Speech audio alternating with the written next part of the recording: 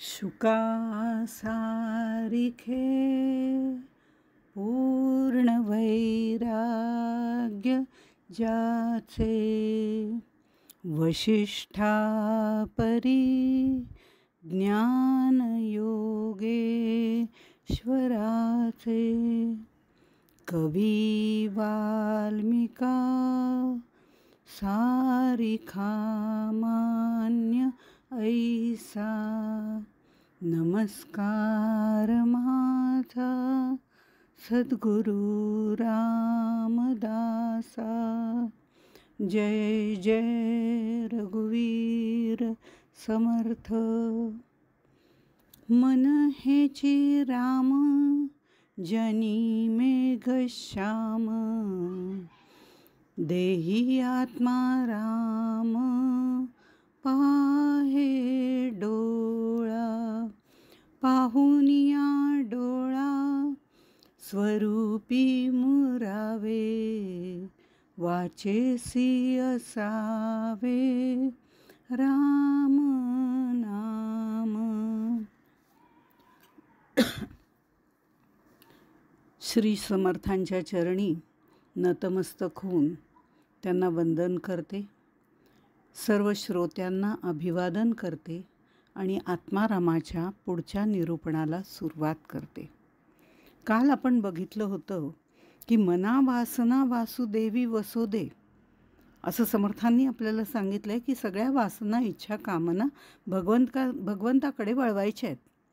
त्याचं कारण असं आहे की आमच्या मनामध्ये मानवी देह धारण केल्यामुळे अनेक प्रकारच्या इच्छा कामना वासना आशा अपेक्षा सगळ्या गोष्टी असतात, पण या सगळ्या गोष्टी एकदम आपण त्याग करू शकत नाही। मी याचा त्याग केला, मी त्याचा त्याग केला म्हणणं सोपं आहे, पण प्रत्यक्षात आपण तसं करू शकत नाही। अशा वेळेला समर्थ जे सांगतात ते मधल्या टप्प्याकरता अत्यंत आवश्यक आहे। वासना धरून राहत असलेल्या माणसाला वासनांच्या पलीकडे जेव्हा जायचं आहे तेव्हा मधला जो भाग आहे, संधिकाल ज्याला म्हणता येईल, तो संधिकाल अत्यंत महत्त्वाचा आहे, तो म्हणजे मना वासना वासुदेवी वसोदे। वल्लभाचार्यांच्या पुष्टीमार्गात सुद्धा हेच तत्त्वज्ञान सांगितलेलं आहे की वासना कामना एकदम झटकून टाकायची काही आवश्यकता नाही, त्या वळवायला शिका। जे जे परमेश्वराने निर्माण केलेलं आहे ते आपण इतक्या सहजी टाकू शकत नाही। म्हणून जर काही आपल्याला एखादं खूप छान पदार्थ खावासा वाटला, उदाहरणार्थ, तर खायला जरूर हरकत नाही, स्वतः तो करावा, जरूर तो करून झाल्यावरती देवासमोर त्याचा नैवेद्य दाखवावा आणि त्याला म्हणावं, तूच माझ्या अंतरंगात आहेस ना, तूच माझ्या हृदयात वास केलेला आहे ना, तूच मला हे करण्याची इच्छा दिलेली आहे, आता हे तुलाच मी अर्पण करते आणि तुझा प्रसाद म्हणून मी हे खाते, असं म्हणून खायला काही हरकत नाही। हा मधला संधीचा टप्पा आहे, बाकी काही नाही। हळूहळू याही इच्छा वासना जसजशा आपण परमेश्वराला अर्पण करायला सुरुवात करतो, किंबहुना परमेश्वराकडे वळवायला लागतो, त्यावेळेला आपण त्यातनं हळूहळू मुक्त व्हायला लागतो। त्या आपल्या वासना इच्छा कामना ह्या हळूहळू कमी व्हायला लागतात, नाश पावत नाहीत, पण हळूहळू कमी व्हायला लागतात, त्यातली आसक्ती कमी व्हायला लागते। कुणी समोरनं अगदी खूप छान शिरा करून आणला आहे आणि त्याला म्हणायचं, नाही नाही मी आता अजिबात खाणार नाही, मी त्याग केला आहे सगळ्या गोष्टीचा, अशी गरज नाहीच आहे। त्यांनी प्रेमाने आणलं आहे, ते प्रेम लक्षात घेऊन थोडंसं खावं, खाऊन झाल्यावर पुन्हा त्याची इच्छा करू नये, बास म्हणावं, छान झालं आहे, एवढंच बास आहे असं म्हणून आपण त्यातनं पुन्हा बाहेर पडायचं आहे। पुन्हा तोच शिरा खूपच सुंदर झाला होता साजूक तुपातला, म्हणून पुन्हा त्यांच्याकडे जाऊया आणि सांगूया, तू ते करच, मी खाते। ही जी आसक्ती आहे ना, ती हळूहळू आपली बाहेर पडते। म्हणून मना वासना वासुदेवी वसोदे असं समर्थ सांगतात। त्याच्यामध्ये खूप मोठं वल्लभाचार्यांचं पुष्टीमार्गातलं तत्त्वज्ञानसुद्धा आहे, हेही आपल्या लक्षात घेतलं पाहिजे। संत आपल्याला सोप्या मार्गाने प्रत्येक गोष्ट सांगत असतात। पुढच्या ओळीकडे वळूया। ऐकोनी शिष्याचे बोलणे, स्वामी म्हणती सावध होणे, अवधान देऊन घेणे, आनंदपद श्रीराम शिष्या बहुमन घाली, आता बाष्कळता राहिली.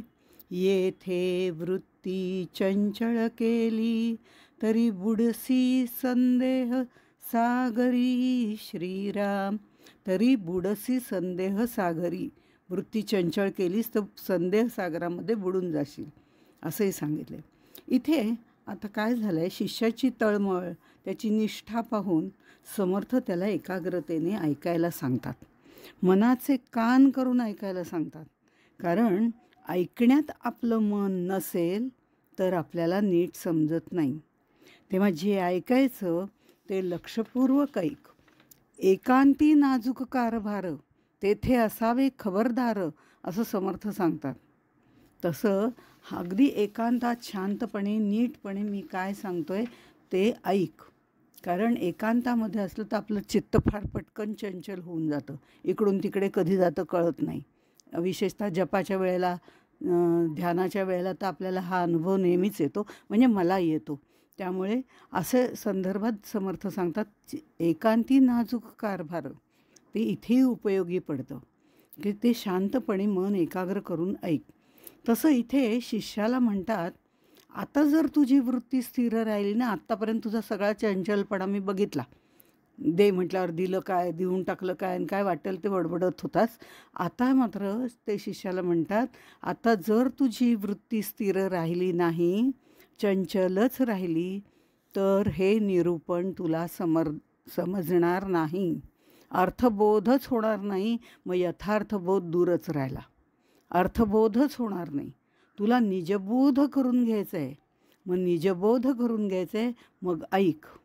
मूळ आत्मतत्वावर पंचकोश, 4 देह, मल, विक्षेप, आवरण, अज्ञान एवढे गंज चढलेले असतात. ते गंज आधी काढले पाहिजेत.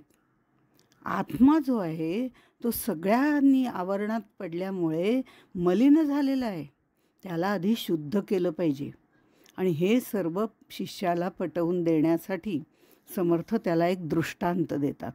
ते म्हणतात, अग्नी संगे लोहो पिटे, तेणे तयाचा मळ तुटे, मग परिसेसी झगडता पालटे, लोखंड पण तयाचे. श्रीराम, तयाचा मळ झडेना, आणि अभ्यांतर कळेना, तरी हे सहसा पालटेना, मृत्तिका रूपे. श्रीराम, म्हणजे लोखंडाला, आपण हा दृष्टांत बऱ्याच वेळा ऐकलेला आहे, लोखंडाला परिसानी स्पर्श केला की त्या लोखंडाचं सुवर्ण होतं. हा आपल्याला दृष्टांत वारंवार संत देतात. पण त्यासाठी ते लोखंड आधी शुद्ध असावं लागतं. त्यावर जर गंज चढलेला असेल, गंजलेलं असेल, खराब झालेलं असेल, मातीबिती लागलेली असेल, तर त्यावरचा गंज चढलेला जर असेल तर ते सुवर्ण होत नाही.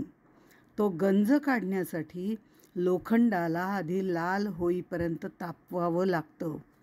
मग घणानी, हातोड्याने त्याच्यावर मारावं लागतं. मग ते सगळी घाण निघून गेली आणि मग परिस्पर्श झाला की सोनं होतं. आपलं मूळ स्वरूप शुद्ध आहे, पण ईश्वराला विसरल्यामुळे ते स्वरूप जीव म्हणून देहात येतं.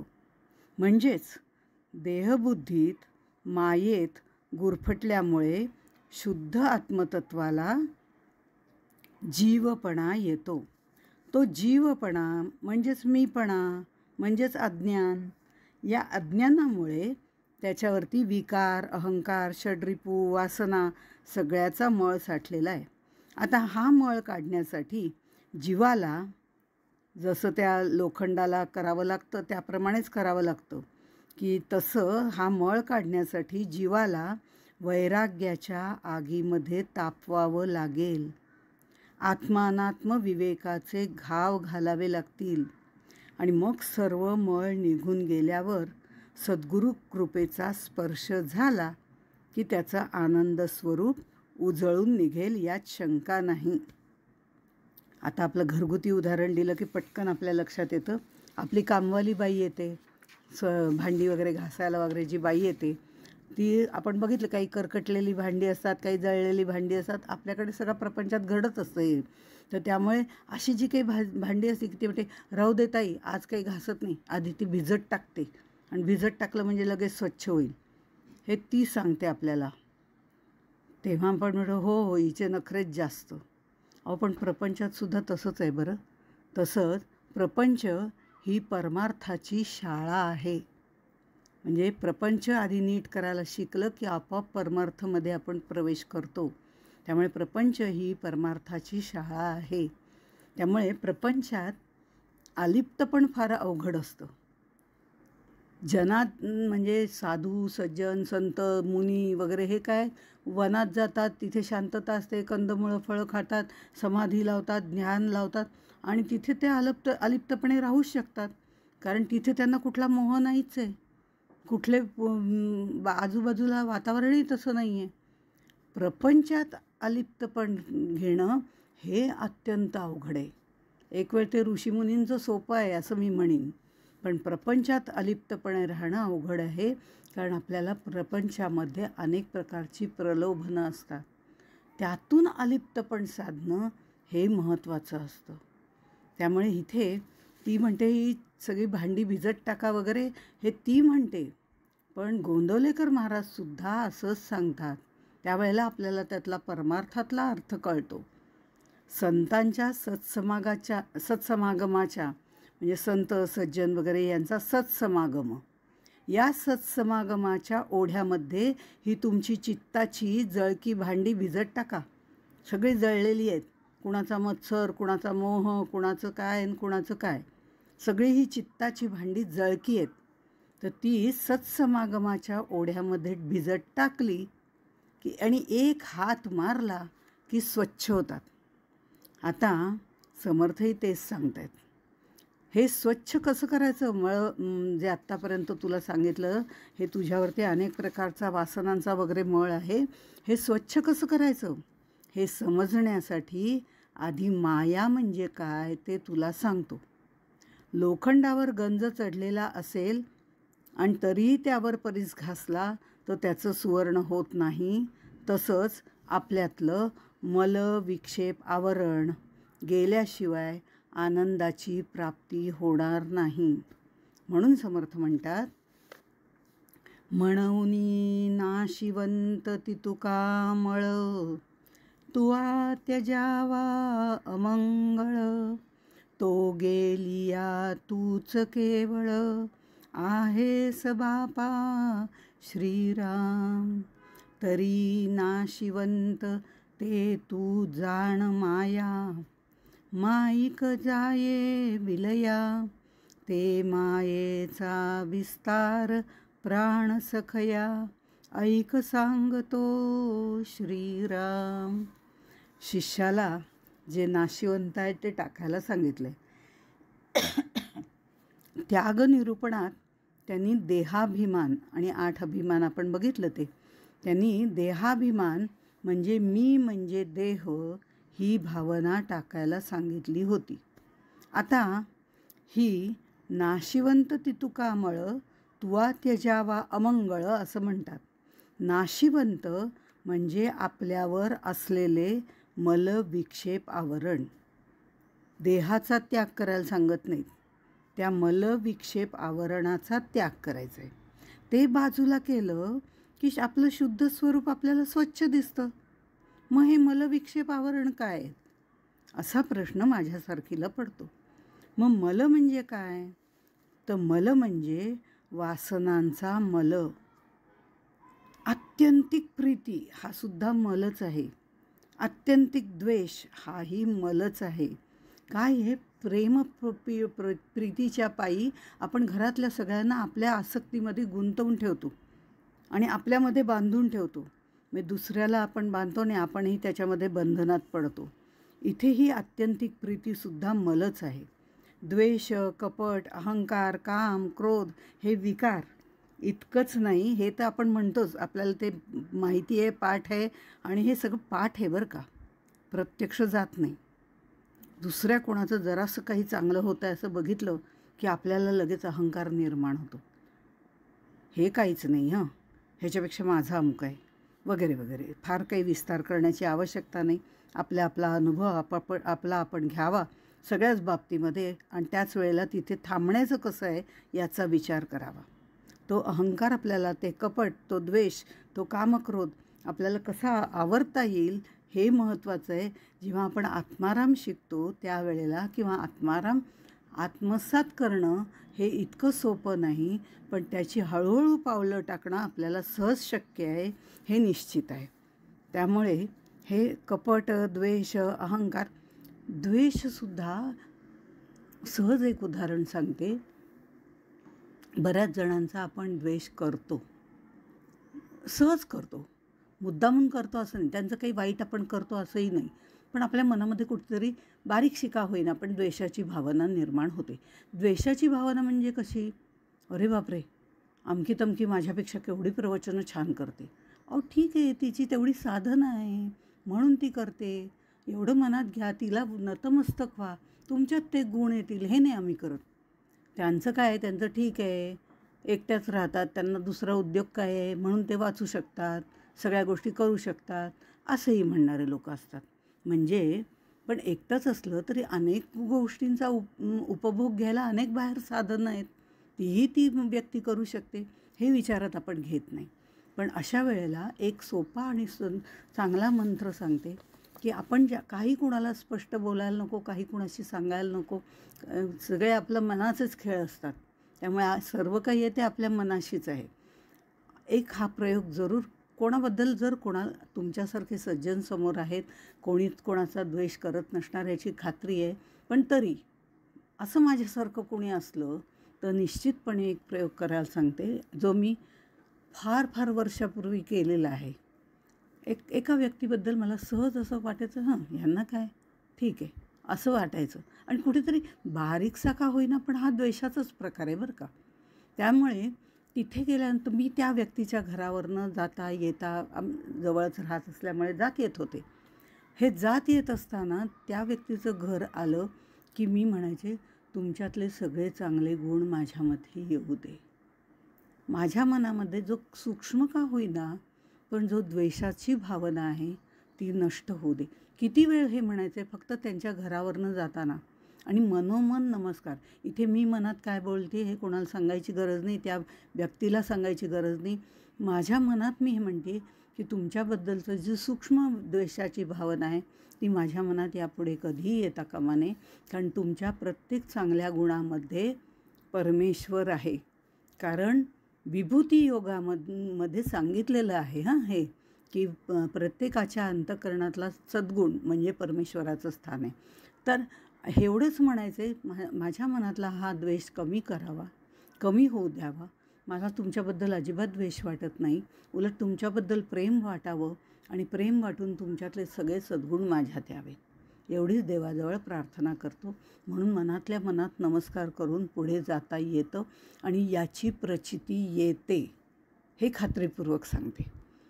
असो, हा थोडं विषयांतर झालं, पण शेवटी समर्थांचा दासबोध काय किंवा समर्थांचं आत्माराम काय, कुठलंच वाङ्मय समर्थांचं, हे सगळं कार्यान्वित कसं व्हायचं याच्यासाठी आहे.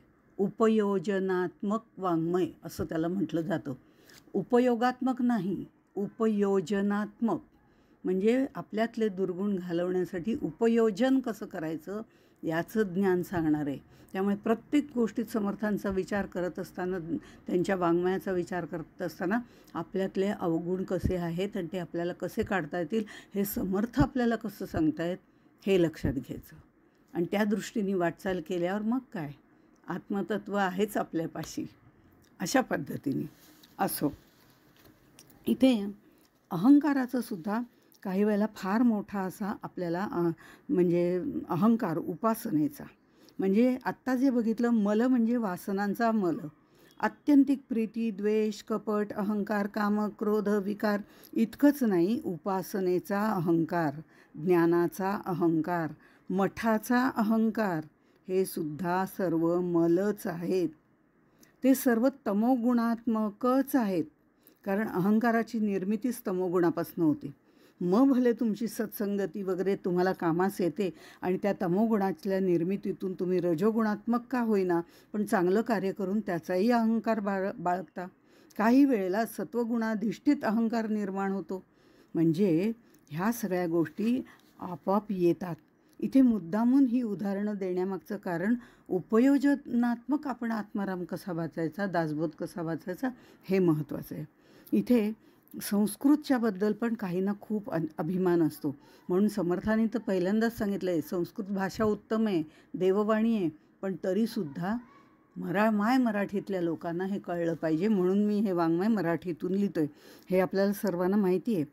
पण संस्कृतच्या बाबतीमध्ये सुद्धा मला असा अनुभव आलेला आहे की माझं काही संस्कृत चांगलं बिंगलं काही नाही आहे. किंबहुना मी कॉमर्सची स्टुडंट आहे, त्यामुळे संस्कृत आम्हाला नव्हतंच. जे काय शिकले ते आत्ताच्याच ह्या पोथ्या पुराणं वाचताना जमलं तेवढंच, बाकी मला फारसं त्यातलं ज्ञान नाही. पण मला प्रत्यक्ष असंही काहींनी म्हटलं, तुला संस्कृत येत नाही संध्या, अगं मग काय उपयोग, तू काय प्रवचनं करणार, असेही प्रश्न माणसं विचारतात.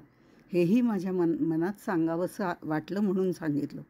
त्याची गरज नाही हे समर्थांनी आम्हाला सांगितलं आहे, पण गरज नाही म्हणून त्याचा अव्हेर करायचा नाही. ते ज्ञान जेवढं मिळवता येईल तेवढं मिळवायचंच आहे, कारण ज्ञान कुठे कधी आपल्याला उपयोगी पडेल हे सांगता येत नाही. पण मला संस्कृत येत नाही म्हणून मी प्रवचन करूच शकणार नाही, चांगलं करू शकत नाही, ठीक आहे, मान्य आहे.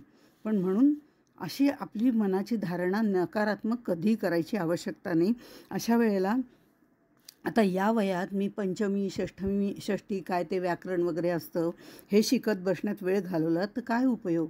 अशा वेळेला मला शंकराचार्यांचे शब्द आठवतात आणि त्यांचंच मार्गदर्शन मला मिळालं असंही म्हणता येईल. संप्राप्ते सन्निहिते काले, संप्राप्ते सन्निहिते काले, नाही नाही रक्षति डुक्रुं करणे, भज गोविंदम भज गोविंदम. मग हे इतकं त्यांनी सोपं शंकराचार्यांनी सांगितलं. जे संस्कृतचे काय वाग्देवता सरस्वती त्यांच्यावर पूर्णपणे कुर्बान झाली होती, त्यांच्यावरती उदार झाली होती, ती आपल्याला सांगते. त्यामुळे इथे नाही रक्षति डुक्रुं करणे, डुक्रुं करणं म्हणजे धातुपाठातलं सूत्र वगैरे पाठ करणं जे असतं त्याला म्हणतात. त्याची गरज नाही. इतक्या अनेक मराठी ग्रंथ आहेत, त्यातनं आपण ते ज्ञान घेऊ शकतो. आणि संस्कृतचं ज्ञान जेवढं जमेल तेवढं घेऊन आपण देववाणीचाही उपयोग करू शकतो. भले ते आपल्याला छान बोलता नाही आलं तरी हरकत नाही, असं माझं म्हणणं आहे. असो, तर हा सर्व मल म्हणजे याचाही अहंकार लोकांना असतो. उपासनेचा अहंकार, आपल्या ज्ञानाचा अहंकार, मठाचा अहंकार, हे सुद्धा तमोगुणात्मक मलच आहेत, हे लक्षात घ्यायचं आहे. विक्षेप, मलनंतर विक्षेप. विक्षेप जे आहे, विक्षेप म्हणजे चित्ताचा चंचलपणा, संकल्प विकल्प. संकल्प विकल्प म्हणजे करू का नको करू, होईल का नाही होईल. किती आमच्या मनामध्ये संकल्प, to be or not to be, असं शेक्सपियर पण म्हणलं आहे. इथे आमची काय गत नाही का. त्यामुळे हे आमच्या पण जर चांगला विचार असेल, चांगलं गोष्ट असेल तर संकल्प लगेच करावा आणि एवढं लक्षात ठेवावं, हा संकल्प भगवंत माझ्याकडून करून नेईल असं म्हटल्यानंतर तो आपोआपच पार पडतो, यात शंका नाही. विक्षेप म्हणजे चित्ताचा चंचलपणा जो आपल्याला वारंवार संसारात पाहायला मिळतो, तोच आपल्याला याच्यात सुद्धा पाहायला मिळतो, परमार्थात सुद्धा पाहायला मिळतो. हा गुरु करू का तो गुरु करू, गुरु काय असा तयार होतो का. तिथे दोन मनाचं एकमेकांशी संलग्न होणं असतं. तिथे कोणी सांगितलं म्हणून कुठला गुरु अजिबात करू नये.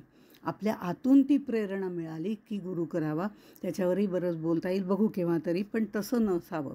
म्हणजे अशा बारीक बारीक गोष्टी ज्या आपल्या व्यवहारामध्ये आपण करत असतो, हा चंचलपणा जो आहे, संकल्प विकल्प, त्या बाबतीत. आवरण म्हणजे अज्ञानाचं आवरण, बुद्धीची विपरीत धारणा म्हणजे आवरण, मी म्हणजे देह ही भावना म्हणजे आवरण. आता हे सगळं आपल्याला पाठही झालेलं आहे. मी म्हणजे देह ही भावना आपल्याला प्रबळ आहे आणि ती आपल्याला काढणं अत्यंत अवघड आहे, पण तरीही त्याचा त्याग करता येतो. मल विक्षेप आवरण, या तीनही गोष्टींचा त्याग करता येतो. एक गोष्ट सांगते आणि आपण नंतर थांबूया. पण एक गोष्ट अशी आहे, ती रामचरितमानसमध्ये तुलसीदासांनी एक कथा सांगितलेली आहे, फार सुंदर आहे. हनुमंताला सीतेपर्यंत जायला जे अडथळे येतात त्याचं वर्णन केलेलं आहे. हनुमंत साधक आहे. आपणही थोडेफार मुमुक्षुत्वातनं बाहेर पडून साधकच झालो आहे, ज्या अर्थी आत्माराम वाचतोय. नाही समजत तरी पण थोडं का होईना कानावर पडतं आहे. नाही सांगता येत पण तरी जसं जमेल तसं सांगते. तर थोडेफार का होईना पण आपण साधकाच्या अगदी पायरीवरती पाऊल टाकतोय असं म्हणायला हरकत नाही. हनुमंत तर प्रत्यक्ष साधकच आहेत आणि सीता ही परमात्म शक्ती आहे. आता हनुमंताला समुद्र पार करून तिकडे जायचं आहे. समुद्र पार करताना हनुमंताला सिंहिका राक्षसी भेटते. कथा परिचित आहे आपल्याला सगळ्यांना. सिंहिका राक्षसी भेटते. साधकाला साधन काळात मल त्याग करावा लागतो. आळस, जडत्व, वासना यांना ठारच मारावं लागतं. त्यांचा हळूहळू त्यागच करावा लागतो. अनेक गोष्टींचा, रागाचा त्यागच करावा लागतो. मत्सराचा त्यागच करावा लागतो. आता इथे हनुमंताला जेव्हा सिंहिका राक्षसी भेटते त्यावेळेला अतिशय कष्टपूर्वक पण तो तिला ठारच मारतो. कथाभाग आता सांगत नाही, आपल्या साधकाशी त्याचा काय संबंध आहे तेवढंच सांगते. म्हणजे या गोष्टींचा कष्टपूर्वक त्याग करणं आवश्यक आहे, जे हनुमंतानी सिंहिकेला ठार केलं. म्हणजे इथं झाला मलाचा त्याग करणं. नंतर त्याला सुरसा भेटली. सुरसा म्हणजे विक्षेप. विक्षेप म्हणजे कसं, ती जबडा एकदा लहान करते, एकदा मोठा करते, एकदा लहान करते, एकदा मोठा करते. आपलंसुद्धा संकल्प एकदा, विकल्प एकदा, संकल्प एकदा, विकल्प एकदा. हा संकल्प विकल्प जो चालू राहतो तो म्हणजे विक्षेप. आणि तो विक्षेप जो आहे त्याच्या बाबतीत तिने सांगितलं होतं त्याला, हनुमंताला, की तू माझ्या या जबड्यातनं जाऊन दाखव. म्हणजे या जबड्यातनं जर तू सुटलास तर मी तुला अभय देईन, पण सुटला नाहीस तर चावून खाऊन टाकेन. विकल्प म्हणजे संदेह, शंका निर्माण करत असतो. आणि संकल्प म्हणजे आम्ही जे छोटे मोठे संकल्प करत असतो ते संकल्प व्यवहारातले झाले, पण संकल्प म्हणजे परब्रह्माचा निश्चय. हे खरा अर्थ त्याचा असा आहे. आणि तो निश्चयात्मक संकल्प करणं गरजेचं आहे. संकल्प विकल्प म्हणजे लहान मोठा होणारा जबडा. त्या जबड्यात आपल्याला कधी कोण कुठे अडकवेल सांगता येत नाही. जसंच सुरसा जी भेटली तिला जबडा लहान मोठा करून ती त्याला अडकवायचा प्रयत्न करत होती, पण ते हनुमंत साधकाच्या उच्च स्तरावर जाऊन बसले होते आणि म्हणून त्यांनी त्यातनं ते पटकन सुटले. आणि सुरसा हनुमंताच्या बुद्धीवरती प्रसन्न होते आणि त्याला सोडून देते. आम्हालासुद्धा मनबुद्धीच्या जोरावर संकल्प स्थिर ठेवून, मी सांगितलेला संकल्प व्यवहारातले संकल्प नव्हे, ते आपोआपच परमेश्वर आपल्याकडनं करून घेतो, अशी मानसिक स्थिती ठेवावी. पण तरीसुद्धा परब्रह्माचा संकल्प हा महत्त्वाचा आहे. मनबुद्धीच्या जोरावर संकल्प स्थिर ठेवून विकल्प आपल्याला कमी करता येतात आणि ते कमी केले तरच संकल्प सिद्धीस जातो. हे महत्त्वाचं आहे. तिसरी जी भेटते ती आवरण म्हणजे लंकिनी. ही तिसरी राक्षसी त्याला भेटते. अत्यंत देखणी सुंदर असं त्याचं वर्णन केलेलं आहे. आपला देहही खूप सुंदर आहे, धन्य धन्या नरदेहो. पण ही लंका जी आहे, लंकिनी नावाची जी देहबुद्धी आहे ती देहनगरीच आहे आपली. ती अज्ञानरूपी आहे. मलविक्षेप नाहीसे झाले तरी अज्ञानरूप भ्रमरूप आवरण असतंच. त्या लंकिनीला लंकेच्या द्वाराजवळ रक्षण करण्याकरता ठेवलेलं आहे. आम्हालासुद्धा कसा परमार्थाकडे जातो बघतोस तुला, अशा पद्धतीने हा देहद्वाराजवळ आम्हाला ठेवलेलंच आहे. पण हनुमंत तेवढेच महत्त्वाचे आहेत. त्यांना माहिती आहे की देह हे परमात्म्यापर्यंत जाण्याचं किंवा साधना करण्याचं साधन आहे. त्याचा नाश करून चालणार नाही, तिला मारून चालणार नाही. त्या देहापुढे नतमस्तकच व्हायला पाहिजे, पण आपल्या ताब्यात त्याला घेतलं पाहिजे, हेही तितकंच खरं आहे. त्यामुळे लंकिनी द्वाराजवळ रक्षण करण्याकरता तिला ठेवलं आहे. तिच्या पुढे नतमस्तक होऊनच जायचं, कारण हे भ्रमरूप जग जे आहे ते या देहानी कायम दिसणारच आहे आणि ते मान्य करूनच साधकाला पुढे जायचे. मायेचं वर्णन बघतानाही आपण कदाचित लंकिनीचं रूप पुन्हा पाहणार आहोत, देहाचं रूप पाहणारच आहोत.